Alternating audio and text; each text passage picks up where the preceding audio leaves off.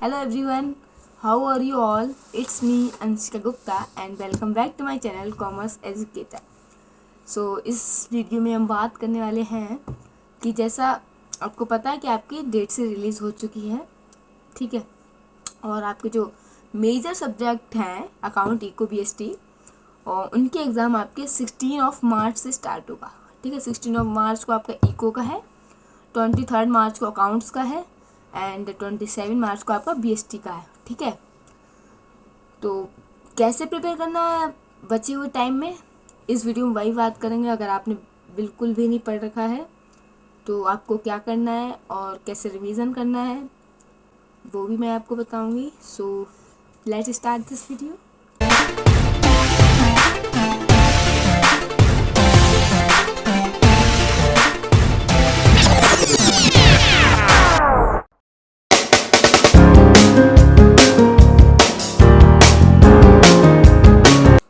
किसी भी सब्जेक्ट को प्रिपेयर करने से पहले आप उस सब्जेक्ट का सैम्पल पेपर ज़रूर देखिए एंड उस सैम्पल पेपर की हेल्प से आपको ये पता लगेगा कि किस चैप्टर से कितना आ रहा है आपके एग्ज़ाम में।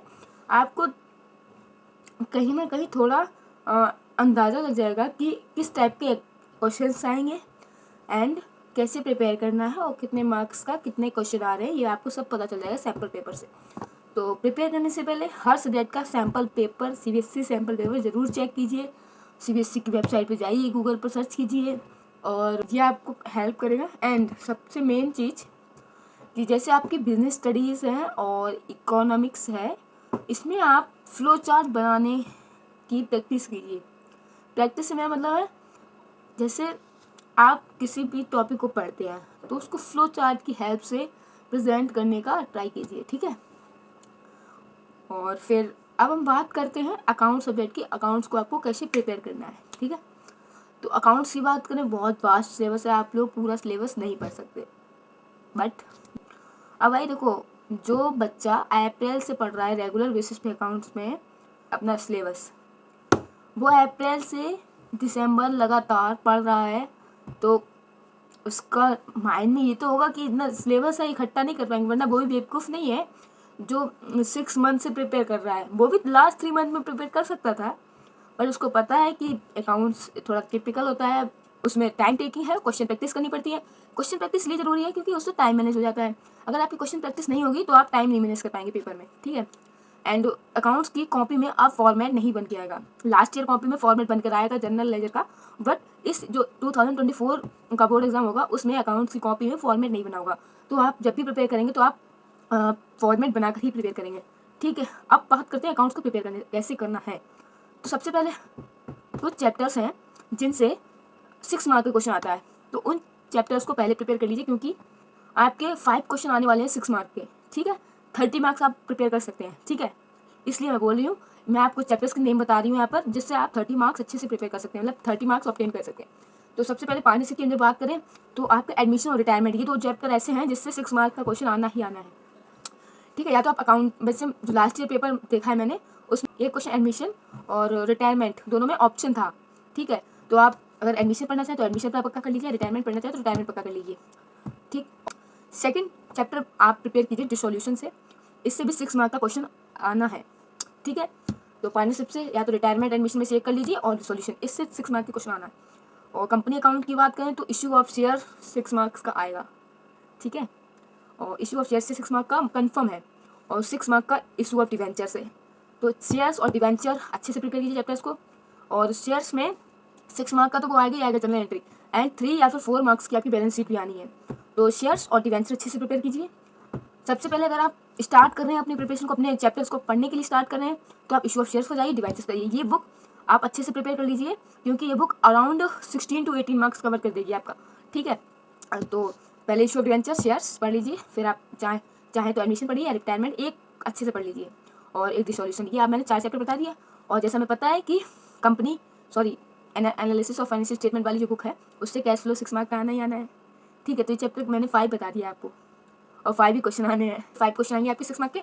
तो आप इस तरह से आप मतलब कि कम टाइम में अच्छे मार्क्स स्कोर कर सकते हैं, ठीक है। तो ये आप 6 मार्क्स। अब आप बात करें कि प्रिपेयर कैसे करना है, ये भी अच्छा क्वेश्चन है। तो जब आप चैप्टर पढ़ेंगे इशू ऑफ शेयर, सबसे पहले उसका यूट्यूब पर 1 शॉट लेक्चर देखिए, जिससे आप बेसिक कॉन्सेप्ट क्लियर कर लें। कुछ क्वेश्चंस लगाइए बुक से, जिससे आपको क्वेश्चन क्लैरिटी हो कि क्वेश्चन आते किस टाइप के हैं।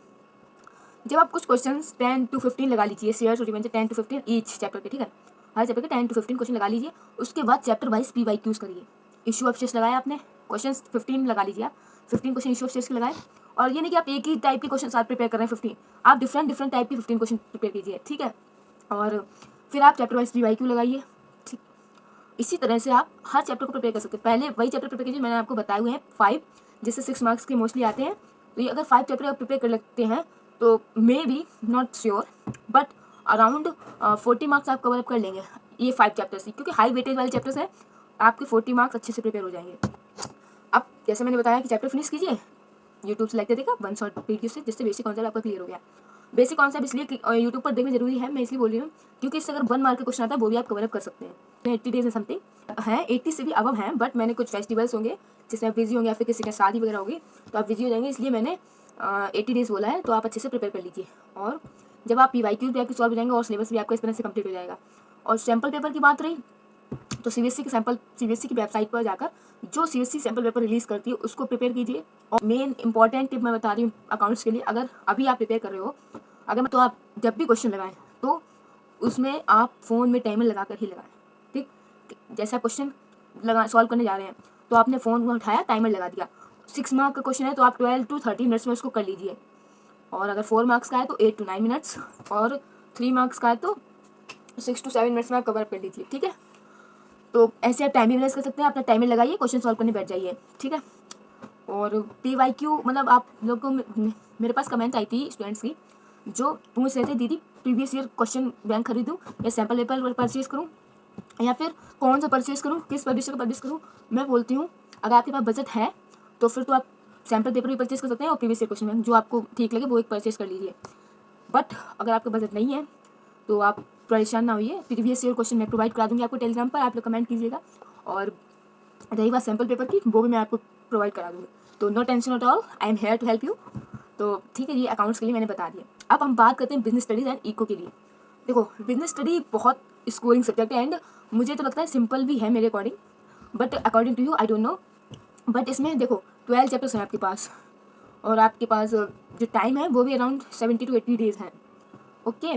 तो आप आराम से प्रिपेयर कर सकते हैं। 1 मंथ में आपका BST का सिलेबस आराम से कंप्लीट हो सकता है, बहुत डीपली चैप्टर्स पढ़ सकते हैं आप। अब मतलब आप अपना चैप्टर 1 मंथ में आराम से प्रिपेयर कर सकते हैं। 12 चैप्टर्स हैं तो उसमें आप ये करिए कि सबसे पहले आप हाई वेटेज वाले चैप्टर को देखिए। अब जैसे हाई वेटेज की बात करूँ तो डायरेक्टिंग चैप्टर हो गया आपका, प्लानिंग हो गया, ऑर्गेनाइजिंग हो गया, प्लानिंग ऑर्गेनाइजिंग डायरेक्टिंग कंट्रोलिंग से भी क्वेश्चन आता है। ये 4 चैप्टर होंगे पार्ट ए से, एंड प्रिंसिपल्स ऑफ मैनेजमेंट, ये 4-5 चैप्टर्स हो गए। इनसे मतलब हाई वेटेज के क्वेश्चन आते हैं। हाई वेटेज में मतलब जैसे डायरेक्टिंग से आई थिंक 7 to 8 मार्क्स का आता है, और प्रिंसिपल्स ऑफ मैनेजमेंट से भी ऐसे 7 to 8 मार्क्स का आता है। प्लानिंग से आपका 6 या 7 मार्क्स का आएगा। और बात करें कंट्रोलिंग का, कंट्रोलिंग में 4 to 5 मार्क्स का आएगा, ठीक है। तो आप ओवरऑल ये देखिए कि किस चैप्टर का वेटेज कितना है।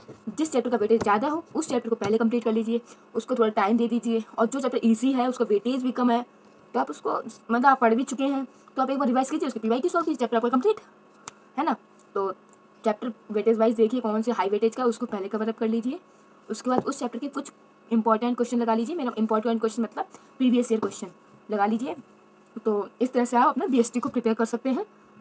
और अगर आपको नहीं पता है किस चैप्टर का कितना वेटेज है तो मैं वीडियो के डिस्क्रिप्शन बॉक्स में लिंक दे दूँगी जिसमें PDF होगी, उसमें आपको वेटेज लिखा होगा किस चैप्टर का कितना वेटेज है मतलब। एंड अब हम बात करते हैं इको कैसे प्रिपेयर करना है। देखो अगर आप इको में सिर्फ और सिर्फ कॉन्सेप्ट क्लैरिटी पर ध्यान दें तो आप मिस्टेक कर रहे हैं, जो मैंने मिस्टेक की थी अपने एग्ज़ाम टाइम पे। क्योंकि इको में क्वेश्चन डायरेक्टली नहीं होते हैं कॉन्सेप्ट रिलेटेड, उसमें जो क्वेश्चंस आते हैं वो थोड़ा स्टेटमेंट बेस्ड होते हैं, है ना। आप बिल्कुल ही फिक्र मत करिए, मैं आपको इको का भी पेपर दिखाऊंगी, क्वेश्चन पेपर कैसे भी अरेंज करके। और ठीक है, तो इको में आप डायरेक्टली क्वेश्चन नहीं आएगा, ये अपने दिमाग में बैठा लीजिए। आप लोग जैसे मैंने बताया कि बिजनेस में हाई वेटेज वाला पहले करो, उसी प्रकार से आप इको में भी हाई वेटेज वाला पहले चैप्टर उठाओ, उसको कंप्लीट करो, प्रीवियस ईयर क्वेश्चंस लगाओ। बट इसमें राइटिंग प्रैक्टिस करना बहुत ज़रूरी है। आंसर राइटिंग प्रैक्टिस करना बहुत बहुत इंपॉर्टेंट है। मैं आपको बार बार बता रही हूँ, इस पर इसलिए फोकस कर रही हूँ। अगर आपने आंसर राइटिंग प्रैक्टिस नहीं की तो आपको इसमें लॉस होने वाला है। इसीलिए अभी से आंसर राइटिंग की प्रैक्टिस कीजिए, जिससे आप अपना अच्छा स्कोर कर सकें इको में भी। और अब मैं आपको एक टिप बताती हूँ, ये यूज़फुल रहेगी आपकी इको के लिए, बिजनेस के लिए और पेंटिंग सब्जेक्ट के लिए और हमारा इंग्लिश सब्जेक्ट के लिए। अब जैसे आंसर को जो हम प्रेजेंट करते हैं अपनी एग्ज़ाम कॉपी में, तो अगर वो फ्लो चार्ट की फॉर्म में होता है तो उसका इम्प्रेशन कुछ अलग पड़ता है। अगर आप अपनी कॉपी में फ्लो चार्ट बनाते हैं तो अगर आपकी कुछ मिस्टेक्स भी होंगी, माइनर मिस्टेक, वो इग्नोर कर देगा एग्जामिनर। इसलिए आप आंसर में कोशिश करिए कि फ्लो चार्ट बनाने की। अगर वो 4 मार्क्स का क्वेश्चन आता है तब भी, 6 मार्क्स का आता है फिर तो बनाना ही बनाना है, ठीक है। इससे क्या होगा, आपको एक तो प्रेजेंटेशन अच्छा रहेगा, दूसरा एग्जामिनर पर इफेक्ट, आपका जो इम्प्रेशन है वो अच्छा पड़ेगा। अगर आपकी कुछ माइनर मिस्टेक्स होंगी वो इग्नोर कर देगा। और फ्लो चार्ट बना लीजिए, की प्रैक्टिस कर लीजिए। और सबसे अब मैं आपको मोस्ट इम्पॉर्टेंट टिप्स बता रही हूँ। पहला तो आपने बताया कि आप लोग फ्लो चार्ट बनाने की प्रैक्टिस कीजिए अभी से, ठीक है। फ्लो चार्ट से प्रेजेंटेशन अच्छा होता है, एग्जामिनर पे इम्प्रेशन अच्छा आता है। नेक्स्ट मोस्ट इम्पॉर्टेंट टिप है वो है कि आप लोग अभी से 1 पेज नोट प्रिपेयर करना स्टार्ट कर दीजिए। 1 पेज नोट क्या होता है, मतलब एक ही पेज में पूरा चैप्टर आपका कवर हो जाए, इस टाइप से आप 1 पेज नोट प्रिपेयर कीजिए। यकीन मानिए आपके लिए ये इतना यूज़फुल रहने वाला है एग्ज़ाम के टाइम पर कि कहीं भी आपको बुक रिसोर्स ढूंढने की ज़रूरत नहीं पड़ेगी। जैसे सपोज दैट अगर आपका कल एग्ज़ाम है तो मैं रिवीजन टाइम करने के लिए उठेंगे मॉर्निंग में, तो उस पेपर को पढ़कर आप रिवाइज जल्दी कर सकेंगे और आपको कहीं रिसोर्स ढूंढने की भी ज़रूरत नहीं पड़ेगी, ठीक है। इसीलिए मैं बोल रही हूँ 1 पेज नोट्स बनाइए, फ्लो चार्ट पर फोकस कीजिए, आंसर राइटिंग पर फोकस कीजिए। तो ये 3 टिप्स ऐसी हैं जिससे आप थ्योरी सब्जेक्ट्स में अच्छा स्कोर कर सकते हैं। और अकाउंट्स में मैंने बोला कि टाइम मैनेजमेंट बहुत ज़रूरी है, तो आप लोग टाइमर लगा कर अपने क्वेश्चन सॉल्व कीजिए और क्वेश्चन प्रैक्टिस कीजिए, बट मिनिमम, क्योंकि आपके पास अभी ज़्यादा टाइम नहीं है जो आप पूरे बुक में जो क्वेश्चन है सारे सॉल्व कर सकें। ऐसा आप नहीं कर सकते, अभी आपके पास टाइम कम है। अब मैं बोल तो नहीं कि 70 to 80 डेज है, बट उसमें आपके और भी सब्जेक्ट्स के एग्ज़ाम हैं। तो it's all about how to prepare from now onwards for exam 2024 CBSE class 12th. So thank you. If you find this video helpful and if you think that this strategy is good, so please like this video, share to others and subscribe to my channel. Thank you.